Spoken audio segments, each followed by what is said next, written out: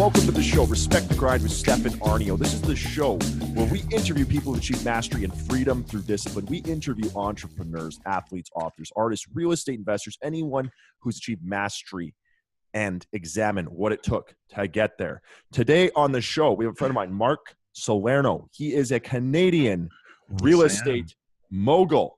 I'm from Canada too. I love bringing Canadians on the show. Fantastic. Family business, been in the business for 40 plus years. Now he himself's been in the business for 13 years. Yep. And he has one of the strongest real estate Instagram accounts in Canada. We were talking about Instagram and followers and social media a little bit before the show. Thank you so much for being on the show, Mark. Respect the grind. Welcome. It is my pleasure to be on the show. And like I was telling you, I've been asked to be on podcasts before, and you're the first person that I've actually done this with. So again, thank you very much for having me here. I really appreciate it. Look, I know it's your first time. I'll be gentle. We'll have good eye contact. I'll tell you I love you. I'm going to buy you dinner first, okay? Appreciate it. Yeah, man. We'll go slow. So, yeah, it's great. It's great having you, Mark. Canadian to Canadian. Where are you hailing out of? I'm out of Vaughan, Ontario. We're just literally 20 minutes north of Toronto. Oh, damn. We're known as the city above Toronto. Oh, yeah. So do you guys call yourself GTA? GTA is always we're part of the GTA. We're part of the GTA for sure. Okay. Yeah, I've got students in the GTA. A lot of guys, we teach house flipping, and nice. A lot of guys don't flip in the core because it's too much money. It's for beginners. It's too intimidating. But a lot of guys do GTA. GTA is sprawling. Like, it's huge. Different places. Yeah, it's huge. It's huge. You got Durham region. You got Peel. Ajax. It's all a big thing. And even for us, that most real estate brokers or agents, they specialize in one area and they farm it. Because of our social media platform, it's really taken us across the board and literally across the GTA. So for a small company, it's been pretty cool to see that. Yeah, I love that, man. I'm from Winnipeg, the murder capital of Canada, where we murder for capital. That's what it is over here. I've been to Southside Chicago. On TV they talk about Chicago being so scary. Bro, downtown Winnipeg's way scarier than Chicago. Really? I've never been out west, actually. Well, you got to come. I would love to Winnipeg, Mark. I would love to. If I come out there, I'm definitely going to come visit. Dude, you might fall in love with a Polish girl and move in. That's what happens to people in Winnipeg. They meet these beautiful Polish girls, they move in. So Mark, you're a real estate broker. You're a broker of record. You mentioned that to me before we started the show. Yeah. You're a hustler, dude. You're pure grind. Like I am. I see on the screen. I just know you're a hustler. I can tell. Thank you. It's great. So, tell me, how did you get into real estate? Like, how did this happen? You're obviously a successful guy. You got multiple people working for you. Tell me the story. So, real estate has always been a family business. My dad was in the business from the early '60s. He's one of the original OGs. God rest his soul. He passed away in 2011. And when I got my license, it was 2006. So I always wanted to get into real estate. And I'll tell you, I had landscaping companies, had all these different jobs prior to getting my real estate license. But when I was 18, I said, okay, that's it. I'm going for it. So by the time I was 20, I got licensed. And honestly, I haven't looked back. The toughest part about the business was the beginning, because it wasn't something where I was at Euromart Realty and was coming into your father's business and, business was handed to me.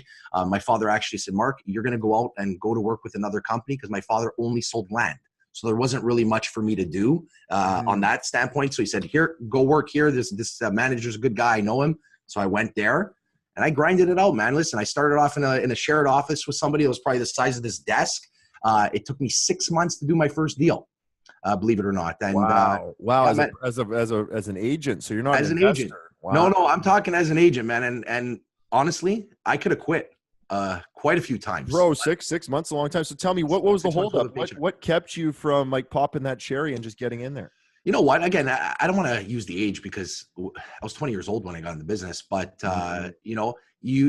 the toughest part for me, I guess, at the beginning of it was trying to settle in. And again, I was working some of my side jobs that I was doing before that. So I wasn't 100% in the game, if you want to call it that. And you have to make that jump. So I finally, at that point, I said, I had some side gigs. I've always been in sales. So, I was selling clothes. I was doing whatever I could to make a buck, to be honest. And at one point I said, that's it. I'm going full throttle. I'm going into this. I made my first deal. My first deal was a lease for $650. Okay. After that, I popped a sale. It was a small condo, $143,000 after that. And I started seeing it. I go, wow, this is fantastic. This is easy.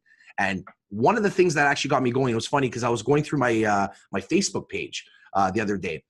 Back in 2008, I started putting albums up at the time, back in the day, it was Facebook. Oh, everybody, what did you do this weekend? Facebook, album. Went to the club, album. And, that was the whole thing, vacations, album. I started posting real estate albums. So I saw Facebook as this platform to kind of showcase my work. And I started putting myself out on Facebook, putting up albums. People were like, what's this guy doing? Like, he's posting houses albums. And I started picking up business from there. So that's kind of like what started the steamroll effect. And from then on, honestly, I didn't look back, man. It's just been something I've been so blessed with. And I think it's because I really found what my life calling for work is. I don't feel like I work. Wow. Straight up. Dude, I love that. I did a similar thing. I got into real estate in 2009 with, I'm a pure investor. I bought the broker thing, or I bought the agent thing 3 times and went. Now, Manitoba, the Manitoba security is a little different than OSC, Ontario Securities. Okay. You have to be full-time in Manitoba. So 2,400 agents in Winnipeg, and they say, bro, you got to be full-time, no side hustles. Wow. So most of those agents are like barely eating cat food to live, because most of them are just, I'll say this, 95% of agents are stupid. They are just low IQ stupid people. 5% is like making money. 4% is like 100 grand. 1% is like 350. And then everyone else is poverty line, and they can't even like fill out the paperwork. Well, they can fill out the paperwork, but nothing else. Right. So I bought the course 3 times, did my first deal in 2009. And in 2011, 2012, started blogging on my Facebook. I was writing blogs and started blogging. And it's crazy. The blogs, I did 120 blogs in 120 days, turned into a book. People were asking for speaking. I started speaking. I started winning national awards, featured in magazines. Then I won Rich Dad International Hall of Fame in 2000. Yeah, I saw that. And now suddenly here I am with like a platform. But it's crazy how one thing leads to another. We were talking about your Instagram account.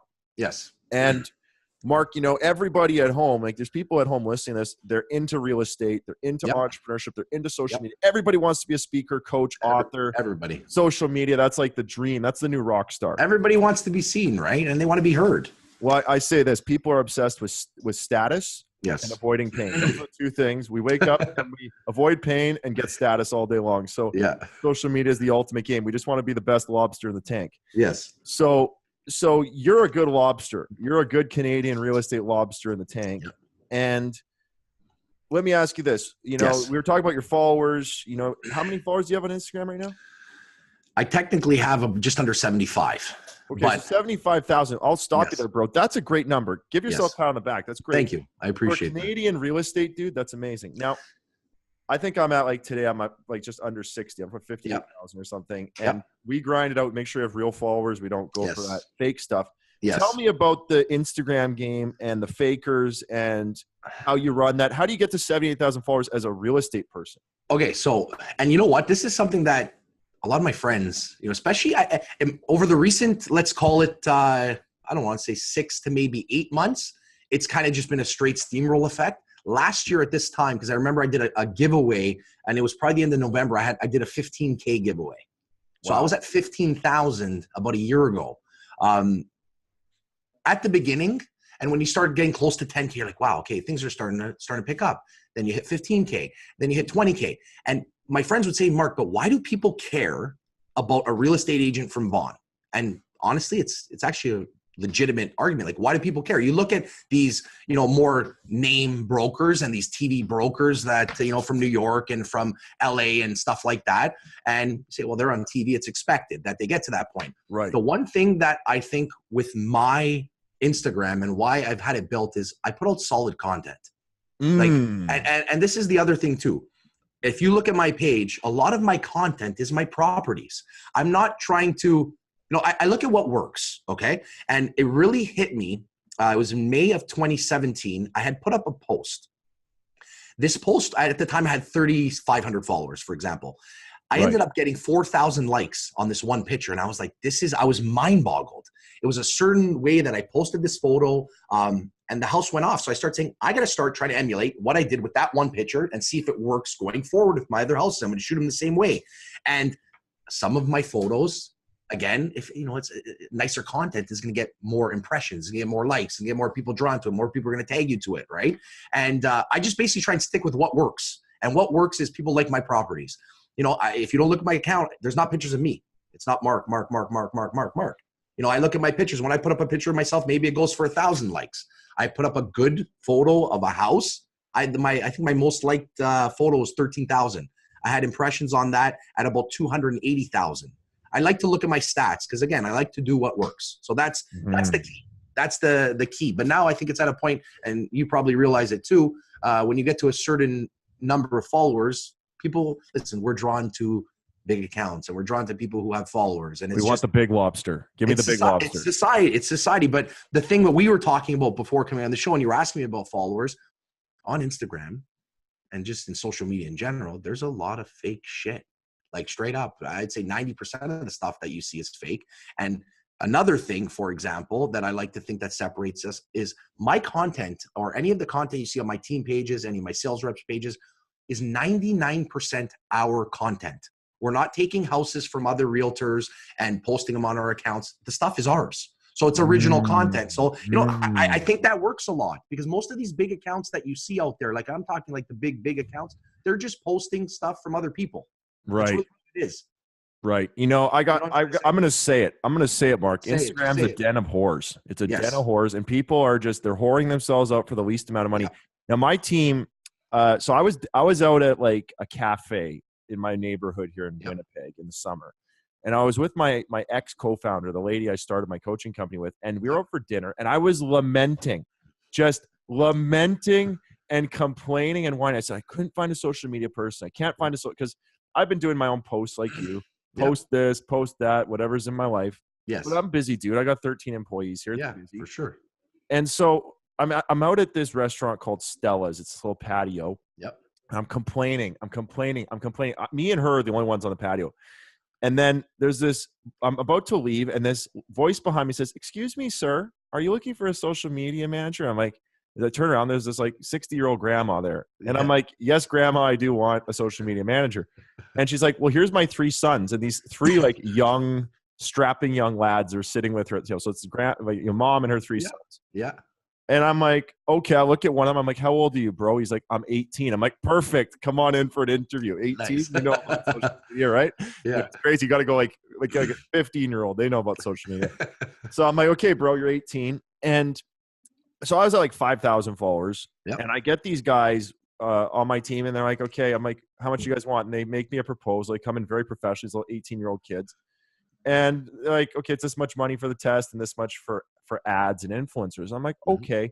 So we run it. In 3 months, I go from 5,000 followers. I'm at like almost 60,000 after 3 months. And it's real followers. Like, we're not doing some bullshit follow stuff. Yes. So these kids are lighting my stuff on fire.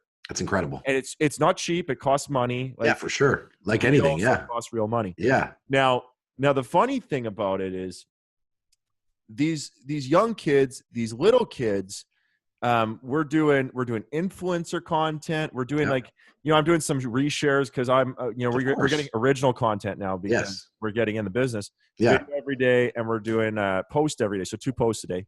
But it's crazy because all of a sudden I'm buying influencers. So like someone like yourself, I'd be like, "Hey man, can I post on your page? I'll give you some money." Yeah. And as soon as I do that, the den of whores that Instagram is, I got 1 million hoes in my account being like, "Do you want placement? Do you want placement? Do you want placement? Do you want placement? Do you want placement? Do you want placement?" And I'm like, "Bro, if you walk in here with like $5,000, you can own the place." Yeah. Because it's just, they're all whoring themselves out. What do you think about that with Instagram? Is it a den of whores? Yes and no. I'll tell you. So I've done some stuff before, and for example, right now I'm I don't know if you've seen the account Houses. Okay, so I'm one of their partners. I'm the only Canadian partner right now. They are building a solid network of individuals. Either they're going to be builders, they're going to be realtors, they're going to be designers, and they have people set up across the states in the big major cities. And then they also have now we're starting to actually root out into Dubai and certain countries like that. So we get some great. Let's just say attraction to our product and attraction to my page from there, because we are featured on there. But at the beginning, I used to reach out to like the big pages. And sometimes, for example, if we had a good photo of a property, I'll give you an example, Inspire Me Home Decor. They got over 5 million followers, okay? Right. So they've featured our homes on there, I'd say probably in the last 3 years, I'd say about anywhere from 5 to 10 times. And those ones I didn't pay for. Okay, those were legit. They saw our pictures. She's actually friends with our photographer. Love the photo, post it. You get put on a page like that, you know, before you know it, one of those posts picks you up 1,000 to 1,500 followers. Again, if you have good content, because when they come to your page, they like what they see, they're going to follow you, right? Right. And we have some athletes that follow us. Mm. You know, I got a beautiful property right now out actually down the street from me. It's a $5.5 million house with a basketball court in the basement. I had an NBA player reach out to me the other day about that. So social media has opened up so many different avenues, I guess, if you want to call it. But working with influencers is something that I think works. Because again, if you can get your stuff put on big pages, it draws attention to you. But I'm not a big fan of like you said, as soon as you go on one of those pages, you know how many messages I get in my inbox from people say, hey, you want me to help grow your account? And then I look oh my goodness. It's almost overwhelming the amount of messages, like the garbage messages that you get. Like some dude in India who's like trying to like follow with bots. Like, bro, what are you talking about? But I honestly, Stefan, I get so upset. So this morning I woke up, I looked, actually it happened last night, but it was 1,000 followers that got put on my account. I go, this is what's going on here. Cause it's happened to me in the past. Actually, if you go on my stories, I'd put a PR highlight when it happened to me back at 40K. Cause I used to do these not contests, but I just used to do giveaways, man. I thought it was cool. Like every time you got to a new level, I'd give stuff away. So what would you give away? I've given away in the past soccer tickets, hockey tickets. We've given away water filtration systems for houses. So I'd partner up with people, coffee machine, just whatever. Just give stuff away to people. It's free stuff. People love it, right? Right. People love stuff. So the problem is, and again, like when that happened to me, they did it to me from the like mid 40K to 50K. Like 50K for me was a big deal, and I wanted it to be a big deal. So I haven't done any giveaways recently because it's been 3 times where I've been hit with anywhere from 3,000 to 5,000 followers. And if you, for example, I were to open up my phone and I were to show you my block list, I have over 10,000 people on that list. Because I legit, one day when it happened to me the first time, I spent 6 hours just going through the last followers that came in. I put my account on private. The last 5,000 that were there, block. And it takes time. Why are you blocking the 6,000 followers? Because they were thrown on my account. So they're fake. They're fake. So who's throwing fake followers? I don't know. Well, this is what I'm trying to figure out. Because look, we all know it doesn't cost a lot of money. Okay, people can go on, and the worst part, and I wish Instagram could fix this. I think if they're going to allow stuff like that to happen, you should be required to enter the password of the user. Like you could go online, legit, type in any person's name you want, and just throw followers on it. Now, I don't know if it's the competition. I would like to think it probably is something like that, where they're maybe trying to make your account look fake. You get what I'm trying to say? Because again, like I spend a lot of time on my social media. It's a huge part of my business. Right. And again, I am probably one of the most transparent realtors around. I like to say, when I say the area, you know, you can tell. This is the first thing I tell people, and how you could spot fake accounts right off the hop is go look at how many followers they have, and then go look at the video views. If someone's got 30,000 followers and they get 66 views on a video, oh man, that's so fake. Red flag. But bro, it's like fake lips on a girl. It's just not as good. It's as good as real lips. But you kiss them, it tastes like plastic. Yeah, man. It's you know, everyone at the company like, Mark, just don't let it bother you. Who cares if it happens? Just it is what it is. But it honestly it does bug me. But at a certain point, you just gotta say fuck it and just move on. You know what I mean? It is what it is at that point. I can't sit here and control. Like today, we were trying to find programs to be able to wipe them off. Like I said, I have people who work on the back end for me to try and eliminate some of these, but it's not something I can invest too much time into at this point here. It's I guess it's going to happen. It's dude, that's some major weird defense. It's like, weird. I don't know if I have I honestly don't know. I got 50,000 people. Yeah. I know because we do influencer ads. I know roughly how many, and it's like it costs about 50 cents to $1 a follower to acquire. Yeah, real. I don't really give a shit about followers. I care about cost per lead. Yeah, cost per lead is what I'm going at, and cost per acquisition. Well, the thing is too, like I always look at my insights, because the insights is where you could really see what's going on. And when I sit down at people's tables and I'm talking to them, they ask me about social media. And they're like, oh, you know, how's your social media? And I legit will open my phone. I'll click the insights button. My page alone averages anywhere from 1 million to 1.5 million impressions a week. Wow. So they're big numbers. You know what I mean? That's the thing. That's why I'm not afraid to open up and show anybody. I've screenshotted it. I posted on my account. Maybe some people don't like that. Right. You know what I'm trying to say? And then they want to try and bring you down. But listen, bro, there's always going to be haters out there. I'd say 99% of the people are solid people who honestly send me a lot of positive messages. And again, from people who are reaching out, just saying, hey, Mark, I stumbled across your page. I started looking at your content and it's motivating. Like an entrepreneur like myself, I get to see, and I see the passion that you have for the business. I love it. And when I get those messages, honest to God, man, those are better than commission checks. I swear to God, because I'm trying to build something long-term here. This is not a fly-by-night. I'm 33 years old, bro. I'm going to work in this business till I'm dead. Like, that's just what it comes down to. So I just want to do good business for people. Right. You know, dude, I'm the same. Like when I get legit entrepreneurs, I got guys all over the world, Germany, India, Sweden, Africa. When I get a legit like guy messaging me, I'll either answer his question, talk to him, or I say, hey, dude, get my book. It's $1.99. Go get it. Because they're like, how'd you get started? I'm like, check out my book. It's a story. And I'll even read you the damn book. I got an audio book. So I'll read you the book. That's it. I will read you the book for $1.99. And we sell it for $25 in our store, but you can have it. Because there's kids. I'm 14, I'm 13, I'm 17. I want to get in. I'm like, bro, I used to be you. Here, have it. Nice. Now, question for you. Yes. I got a call from a guy the other day, and he was like, bro, I get you to 2 million followers in like 3 months or something. And I was like, you know, that's like saying like, I'll get you $2 million in 3 months. Like that's like some bullshit, right?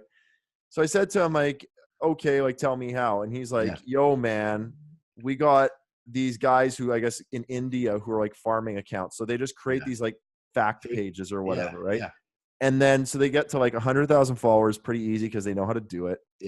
And then they'll be like, okay, we're going to melt down 20 of these accounts. And they do like Instagram meltdowns where they like merge accounts. And apparently Gary Vee was doing some of this, and some of these guys get big numbers. And he was like trying to sell it to me. He's like, oh, it's 30 grand and we'll get you to here. And this is 60 grand. And I'm like, bro, I don't think that's for real. Like, I don't think that's going to help me. You know, it's like, it's vanity. Let's talk about vanity versus sanity. You know, why do you have to be legit online? Like, you know, you could just be a den of liars. Why do we got to be legit? Why? Because it's the most important thing. I tell people, and this is the best part about it, when I get to meet somebody for the first time at their house, they already know me. Like they legit, like it's to the point where I sit at somebody's table and they're like, Mark, I know exactly what you are because what I see in front of me is what I see online. Right. And that's why it's so important for me to put out real shit and not fake stuff. So when I'm doing videos, I'm very big on doing that stuff. And again, the quality of the content is huge. And I use these examples because it's very big. So some of my biggest videos that I've done in the past, I'd say on average, you know, the random video that I'll do is probably 5K. Like if it's just like a normal video, that's nothing crazy. Some of my other videos though have gone for over 60,000 views on Instagram. Look, my YouTube page sucks. I have 100 and like maybe, I don't know, 100, 150 people on YouTube. I'm trying to build other avenues because honestly, I'm at the point where I have this great Instagram following and my team has a great following. I have one of my sales reps, Michael Mora. Because I started a team earlier this year, okay? Michael came over in February. Michael started with a fresh account because when he came over, I said, Mike, you can't use your personal account. You got to start your business account. Let's do it that way. Mike's has over 11,000 followers since February. Wow. Just from listing pictures, like just products. Just basically posting our products. So, you know, our team page is at like 16,000. The company page is like 16, 17K. Our team page is over 11. So we're building. And I know what we're doing is working because it's not just my account. It's my team account. It's Michael's account. You know, the other team members' accounts are growing a little bit slower than his, but everything, it feels like it goes on a wave. And again, it doesn't matter how many followers you have. My game's not to have 1 million followers. If it turns out at the end of it, I have 1 million, great. But it's the interactions that you're looking for because that's engagement. It's engagement. Stefan, you know, like I said, you can go online, type, and spend a couple $100 and have 1 million followers. What does it do for you? Yeah, you know, people are not engaging. It's worthless. Yeah, it doesn't matter. We do. So we're doing a video a day, and I got like a 6-year content bank of courses, seminars. Like I'm a trainer, so I have hundreds and hundreds and hundreds of hours. I've published 5 books. So my content, I'm content rich. Nice. I just give my bank, like we have like a multi-terabyte hard drive that I just passed over to my team. I was like, here, just cut clips from this. Don't even talk to me. And I gave them like all my books. I'm like, here's all my books. Here's my audio books. Here's everything. You deal with it. And like, I was going to go to the jungle, spend 40 days in the jungle. Wow. And content's going out every day because I got it on autopilot. Yeah. And it's content. But with that, we get some videos, like we kind of growth hack it. And so we'll get like one video we put up. It was, should you rent or should you own? Okay. And it was like a 60-second clip from like a little whiteboard video I did. Yeah. Yeah. And I think I had 40,000 followers at the time, and I got 100,000 views, and then I think amazing. 500 or 600 comments. That's incredible. Because it was a piece of content where I was saying, hey, like this is my message. And Mark, we could have like a nice debate about this. Yeah. I said, hey, it's 2018, market's high. I don't know if it's a great time to buy or if it's a great time to rent. I said, hey man, renting's not bad these days. Yep. If you're renting, you can move. If you don't like it, you can move. Yep. Fixed costs, you know what you're paying. Yep. You know, it typically is fixed. The roof isn't going to go on you. The furnace isn't go. I got lots of properties. I got roofs and furnaces to pay for. I hate it. You don't have to worry about if it, like you said, if you don't like it in 6 months or a year, that you got to put it back on the market and go pay, commission on selling the property. Land track. You leave, right? So I said, look, renting's, I'm like, it's not a dirty word. I'm like, today you could take that extra money on your down payment, the 100 grand, 200 grand, go invest, buy yourself an apartment building. You could buy yourself multi-units. You could buy a storage facility. You can go and invest in stocks, whatever you want. And just pay $1,300 a month or $1,500, whatever the number is, and just forget about it. And people went fucking bananas. They're like, oh my God, like the middle class mentality came out, and people are just like, you have to own, and you're broke and all this bullshit. I'm like, bro, I own lots of buildings. Like I have some space I rent. I have some space I own. I do both. I don't really I don't care. Right. Yeah, for sure. But it was crazy because that belief system of renting versus owning, it got a debate, 500 comments or whatever it was. And it got people talking. And it put eyes on the prize, right? It went into the explore, like it went into the discover part of it. Yeah. People went bananas. It's amazing. Have you ever had any pieces just go bananas like that? Again, one of my, well, I'm gonna say there's a photo that I wish there was a way to track it to see how many times it got posted. But going back to the Inspire Me Home Decor account, we had a house that we shot in Willowdale West, which is in Toronto. It's a very beautiful area. And when we were at the house, my client has this incredible 96 Porsche. So I said, we're going to put it in the driveway for the twilight pic that we take. And you probably see it on my account. You may have seen this picture online because Inspire Me Home Decor posted it. From that time, within, I think it was 3 or 4 days, it was featured on accounts that had over 13 million followers. Today, I got tagged in that photo 3 times that it got reposted. I honestly think it's probably one of the most viewed or posted houses in the world in 2018 on Instagram. This picture went viral. So what is it about? How do you do that? How do you make viral content? Everyone's at home going, man, how do I make viral content, Mark? It got featured on a big page. Big page saw the photo, they loved it, and they posted it. Okay. It started with a 5 million follower account. It's the biggest interior design account online. Wow. They posted it, Vogue magazine posted it, and it just started triggering. And it's like I said, that was shot the first or second week of September. I'm still getting that picture posted today, and I'm getting tagged in it. Wow, that's incredible. It's unreal. It's unreal. So, Mark, let me ask you this. I'm not sitting in front of my Instagram. People listening to this in their cars, driving to work or whatever, aren't looking at your Instagram. They can't see it. Do you have a special photo recipe where you make your photos special? Is it special photography, special lens, special editing? So all of my pictures that go online are all professional photos.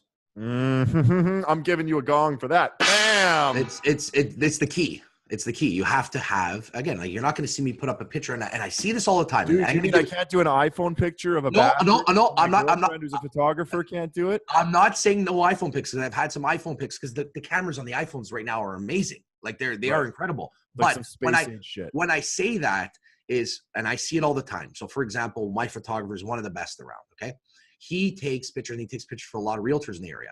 So I'll see when they post it on their page, rather than taking the raw file that they get from the photographer, because it's the quality picture they get, what they'll do is they'll screenshot it, because you can tell, because by the time it goes from him to their computer to the screenshot to the gram, it's blurry.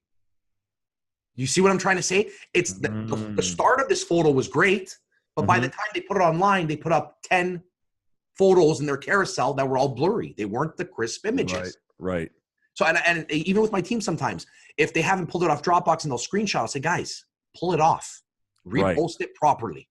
Right. And it's that small care, if you want to call it, that you put into the post and the time that goes into that sets it off and makes a difference. Right. When I had so I built my brand flipping houses, buy, fix, sell, raise money, buy, fix, sell. I started with $1,200 of cash. Yep. Became a self-made millionaire by 28 and a half because I'd raise money from rich people, buy shitty houses, flip them, sell them. And I had a formula. Every time I had a staging company, it was the same furniture. Every time it was professional photos. Like it was $300 for photos, walk through video before, walk through video after.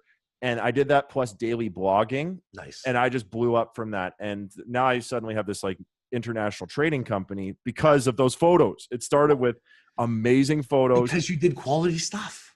Oh, bro, I'm giving you the gong. Boom, two gong show now. I'm going to give you another example, okay? You know how it works with leasing. It's 1 month rent. That's our commission on a deal for a lease. So I'm going to give you a very good example. We started this year doing things a little bit differently on the leasing side. It was a property we got up north. Somebody called me, said, hey, Mark, you know what? Would you do this? I'll be honest, 45 minutes away for a lease. By the end of it, you're making $900 less your expenses. So, gas, time.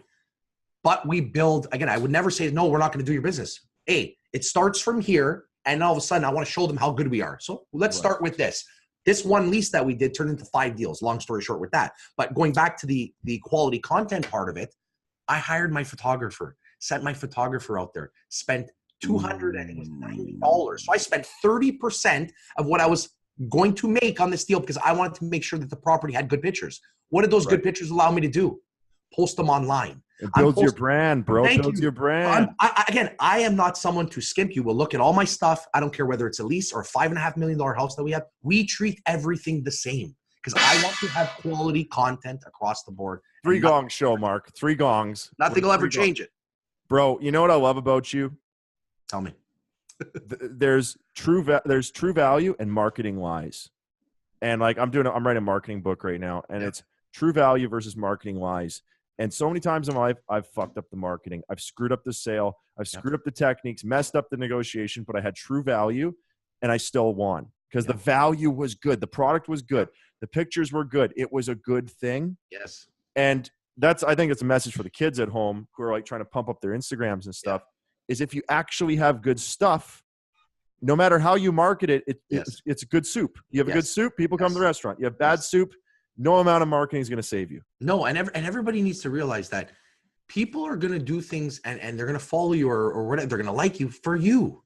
And this goes back to, look, remember we were discussing at the beginning of this? My company is not a big company. We're an independent brokerage, okay? Right. And here's the example I'm going to use. RE/MAX is the biggest real estate company in the world. I think as of like 6 months ago, they had 125,000 agents worldwide. RE/MAX's main page, and this was at the time, I don't know where they're at right now, had 55,000 followers. So they had double the amount of agents than they did presence online. Because what are they not doing to build their brand online right now? They're allowing little guys like me and little companies like myself to take a nice piece of market share. And again, for what we are, Stefan, like I'll give you an example. In Ontario right now, we haven't closed the year out yet. Our November and December numbers haven't been posted. But we're currently sitting at 67th in Ontario out of 50,000 realtors. And again, we're very small, but we're boutique. Very big. We're a boutique company. But again, we have a great online presence. I can put my online presence up against any company across Canada. You know, and when we were talking about video views and stuff like that, I sit with people. I say, look, you know, this guy here from, I'm not going to say where, but from the States that they're very big, very big. Obviously, they're on TV and stuff like that. Let's pull up one of their properties. I go through, click on the property, 32,000 views. This is someone who's on TV, right? Who's being seen daily, for example. And I say the value of what we're offering online for everybody. And I tell them, I don't care whether we're selling your lease property or it's a $5.5 million house. We are going to put out all the content the exact same way with quality. And we want to make sure that's what we're doing. And again, I do put little bits and pieces of myself in it because people need to know who I am. But I focus on my product. I know that people follow me for my product. They're not following. You get another gong. You get another gong, bro. Yeah, bro, man. Like, say it again. You focus on the product. Say it again. The product. You got to focus on the product. I'm not focusing on myself. So whatever it is that you're selling, put it out there. And again, if you're selling yourself, then you're selling yourself. And I like to think that I am selling myself. And I tell people, guys, I have a small brokerage. I don't walk into things saying, oh, I have the biggest company in the world. Someone is going to want to work with me because they're going to want to work with Mark Salerno. It's not because they want to work with my company. If they have a problem, they're not going to be able to call the head office and say, hey, what's going on with my realtor? No, they got to talk directly to the person. So be you. Yeah, man. A third love you, a third hate you, a third don't care. Yep. I got to send that message you just said to my sales guys next door. I got to say, bros, there's an intangible value when you're making a sale of they get you. Mm-hmm. They don't get some other jackass. They got you, and you're white gloving that sale. I always, when I'm doing a deal with somebody, I'm always like, let me give you my personal line. Yes. Text me, call me anytime. And I always do that because I legitimately want them, if they have a problem, call me, let me know. Of course. And because you care about your name. Right. And your name's behind it, right? Yeah, exactly, man. Like I'm selling my training. It's got me on it, or I'm raising capital. It's got my name on it, or I'm flipping a building, whatever it is. And I go, bro, you call me direct. Don't deal with customer service. Don't deal with the sales reps. Come right to me if there's ever a problem. You got me. You're not going to work with me, but you got me if you need me. Yes. And it's that little extra piece of care that brings the trust. And there's a trust. I think trust is the new money, especially online with brands. Yes. And especially you're doing high ticket. You're in real estate. So what are your transactions? 300, 500, $1 million. Those are high trust transactions. They got to trust you, man. Let me ask you a question. This is in regards to sales. How many times have you walked into wherever you've gone, where you're buying something, and you may not have intended to buy something, but the person that you were dealing with was so fucking amazing that you were like, I gotta give him a sale just because I like him. Bro, I always do that. I'm like the worst buyer seller guy. Like if a guy calls me, he's got a good pitch. I'm like, bro, I don't need this, but I'm buying it because that was a great pitch. Well, and this is the thing. So like, there's an example. 2 weeks ago, I had a buyer come through a house. We hit it off straight up. Like we hit it off. We were talking, yada, yada, yada. He goes, Mark, I was just going to buy this house down the street. He goes, but now that I came here and met you, and the person who actually told me to come to the house, they said, hey, call Mark. I know the guy. He's a solid guy. He goes, I came here now, and look, we're having this great conversation. He ended up buying the house directly through me that day. And he literally had a check in his pocket to buy the house down the street. So again, I tell people, just be true. These are the things that my dad taught me. Okay. Be truthful with people no matter what. Because honestly, Stefan, I do not care how big a commission check could be. My reputation is more important than any of that, because you know what I can do? I can walk with my head high around knowing that I do good business. And this is the type of business it's very easy for people to turn and say, that guy's a piece of shit. That guy screwed me. This girl did this. This girl did that. But no one can say that, because when you do good business with people, it goes a long way. Hey, you can build a business for 15 years of doing good work. You do one bad thing, guess what? It's all gone. It's all gone. And that's just in business in general. Do good business with people, be truthful with people. And I literally treat every single one of my clients' properties like it's my own money. And I think that's why people say, Mark, I can really understand and see how much you care about what you're doing. It's just not a number game. Because if it was a number game, man, it'd be a lot easier. But when you're trying to do quality service, again, you might lose a couple deals because you're focusing a little bit more. You don't want to take on a little bit more than you can handle. But again, people are only going to say good things about you, and you'll be around for a long time. Mark, that's how I know you're a rock star, man. I know that you're a rock star because you're saying like I'm not just saying you're saying this. I'm feeling what you're saying. Good, man. And what I'm feeling is, the base. I hate to talk about ethics, but ethics is when people talk about ethics, it's usually because they have bad ethics. Like, I'm so ethical. I have so many agents like screwing their clients, like, and then while they're screwing, they're like, I'm so ethical. So when everyone talks about ethics, morals, or they say, I'm so religious or whatever, I'm always like, bro, red flag. Yeah. But what I love about what you're talking about is you got good product and you do what's right for the customer. And if you got good product and you do what's right with the customer, you don't even have to be a genius at anything. In fact, you could be bad at most things and still win. You know what I'm saying? Yeah, for sure, man. For sure. So Mark, we got to wrap up the show pretty soon. Dude, I could talk to you for like 2 hours. Like, I appreciate that. Same here, bro. Like I said, first time talking, and it's been a very good conversation. We should do some Insta collabs. That would be fun. We'll send some traffic back and forth. Yeah, man. Let's do it. I got some questions I ask everybody though, because it's a show, so we got to have a format. Let's do it. If you could go back in time, Mark, you say you're 33. If you go back to 18 or 16 or 15-year-old Mark, what would you say? What would I say to that guy? Yeah. Like he's coming in and you are the ghost of Christmas future coming to talk to this kid. What are you going to say? Honestly, I don't know if I would change anything. I'm going to be completely honest, because The only thing that actually would change is this was something that's out of my control. I wish I would have had the opportunity to get to actually work with my dad. That's literally the only thing that I would change, and it'd be a little bit different. But outside of that, man, I can't change it because everything, I'm so blessed in life that I have right now. And for me to say that I would change anything or tell that kid to do anything differently, I don't think I could, because I really sit here and say, I know I've given it 120%. There's never been a point where I've sat back and said, fuck that, or screw this. No, man. Dude, I was on my honeymoon, okay? In 2013. So it's gonna be 6 years in 2019. It was 4 a.m. I was in the Maldives on a hut. I was FaceTiming my sales rep over a home inspection on my honeymoon in the middle of the ocean. Mm-hmm. So I could never sit back and say I didn't do or go that extra mile for anybody that has given me the privilege to put my sign on their lot or have the opportunity to work for them, man. That's just the honest truth. I love it, man. I think what you said there is I wouldn't change anything. And it's funny, I had my book coach. I have a book coach. I've written 5 books down. My book coach said, Stefan, I want you to write a letter to yourself and back in time to yourself. And I wrote this letter, and I called it Break the World. This is the title of the letter to myself.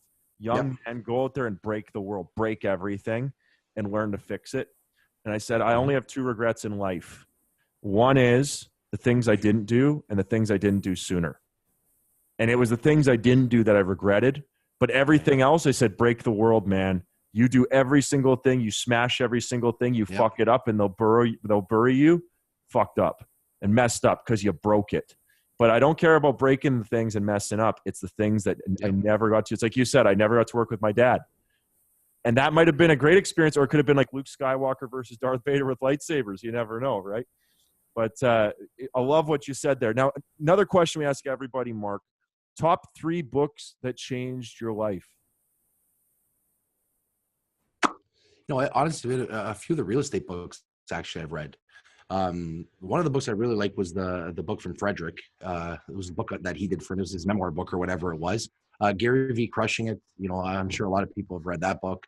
Mm-hmm. It was a really good one. And let's see. Let's have a look. I got them all here. My favorite ones. What's a really good one? Getting to Yes, man. And that book I read a while back. This was a long time ago.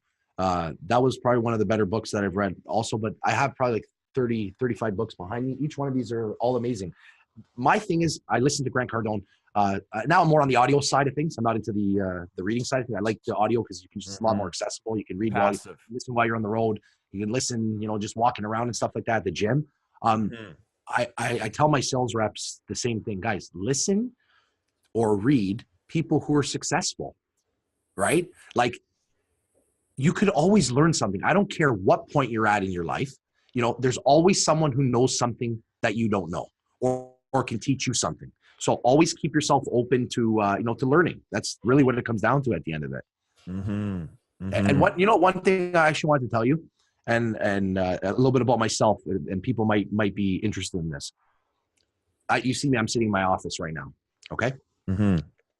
This time last year, I just had got this office. I had a work from home office out of the 10 years now that I've had Euromart.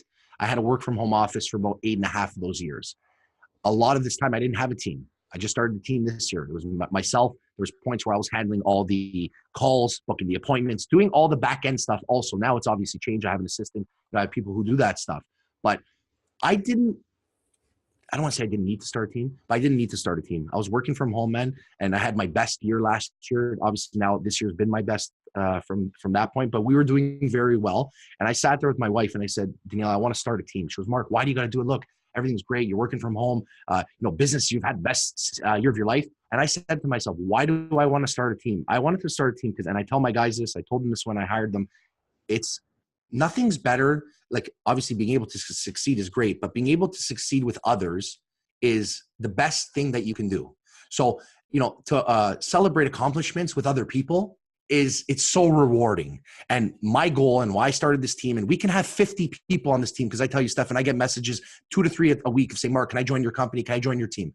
I've kept my team very limited. I have 3 team members right now. And for me to be able to share in my success and, maybe make these people get to the point where I'm at right now, it's something that's very important for me. So that's my next goal, if you want to call it. Almost like legacy. You're passing it on. Well, listen, I want people to be a part of it with me, man. Again, it's great to do things by yourself, but I was always into sports and stuff like that. And I was always a team guy, and I just love doing well with other people. So I'm hoping that, and I'm seeing it already, the results from it. But, I want this to be 20 years down the road from now where these same people that are with me are still with me. Like, that's very important to me. I want to build something great. Right. Bro, I love it, man. I'm really glad that we met today. I think for sure. We got also collabs, man, me and you. Let's do it. It. So, Mark, let me see. I got one more thing that I love to ask everybody. This is like everybody question. Go for it. The young people, the 18-year-olds out there, the young kids listening to this, what's the one thing they need to succeed these days? The one thing that people need to succeed in today's day and age, is working hard, bro. People, 18-year-olds. And I know it's this probably the simplest thing that you can say, but with what we have in front of us, this is the little guys. This is the people who are coming right now, literally just coming out of high school. What they need to do, because they've only grown up with, again, like, let's just use the last 10 years with Facebook and Instagram and all this stuff. They're always used to seeing all these great things in front of people. We never had this stuff before where you're literally seeing the world at your fingertips. So everyone thinks it's, I just want to make money, but I don't want to do anything for it. I want to do the least amount of work to make the most amount of money. Right. It doesn't work that way. I've sacrificed, and I'm sure that you have also, a lot of shit in your time to get to where you've got to. I still today do stuff that I did 15 years ago. I work more hours today than I did in the past. Me too, bro. And bro, it's not about, look, things are great. I could sit back and take time off and listen, let things happen and be content. But I'm never going to be content. I'm going to work as hard as I can. It's just in my DNA. So for the younger people listening to this, you have to work hard and show people the intensity and the commitment and the work ethic that you're ready to put in. The more you put in, the more you're going to get out. And that's what it is at the end of the day. There's only a few people that can get lucky. You have a couple viral videos and all of a sudden you're an overnight celebrity, but that doesn't happen for most people, man. Hard work and always try. Don't set small goals. Set the biggest fucking goals you can set and just go for them. It sounds like you just got to respect the grind, my friend. That's it, bro. It's all about the grind, man. It's all about the grind. Yeah, you got to respect it. It's 10 years, 10,000 hours. What makes you think you can cut the line, bro? Get in line, respect the grind. Yes. I love it, Mark. Absolute pleasure. Thank you. How can people get in touch with me today? Thank you, my friend. How can people get in touch with Mark if they want to know more or they want to connect? Yeah, guys, follow me on Instagram at Salerno Real Estate. Just type in Mark Salerno. I should come up at the top of that list. It's probably the best spot. All my contact info is on there. You can send me a DM, email. My office number is on there. Feel free to reach out to me at any point. I always tell people that I do a lot of live videos, and I just tell them, hey, you know how to find me. I'm there for you guys. I really love it, Mark. Thanks so much. Respect the grind. I appreciate it. Thanks for having me today.